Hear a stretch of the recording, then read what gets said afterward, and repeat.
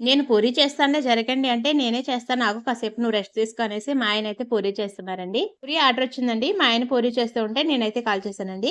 ఇలా ఇద్దరం చేయడం వల్ల పూరీలయితే తొందరగా అయిపోయినాయి. ఆర్డర్ అంతా కూడా కంప్లీట్ చేసి ఇచ్చేసామండి. చిన్న చిన్న ఆర్డర్‌లొచ్చినా సరిపోతాయి. మాకు రోజు వచ్చే గిరాకీ ఇంక ఈ ఆర్డర్‌లొస్తూ ఉంటే గనక మా వ్యాపారం అయితే సరిపోతదండి. మరీ ఎక్కువైనా గాని చేయలేము కదా! పూరీలయితే చేసి చేసి చేతుల నొప్పులు, మెల్ల నొప్పులండి నాకైతేని. ఇంక తప్పదనేసి ఇంక అలాగే చేస్తూ ఉంటాను. లాస్ట్‌లో అన్నీ అయిపోవచ్చినాయండి. కొద్దిగా చట్నీ ఉంటేని ఇక పార్సెల్ చేసేసి సామాన్లన్నీ కూడా బయటెట్టేసుకుందారనేసి కొద్దిగా చట్నీ ఉంటే పార్సెల్ చేసేస్తున్నాను.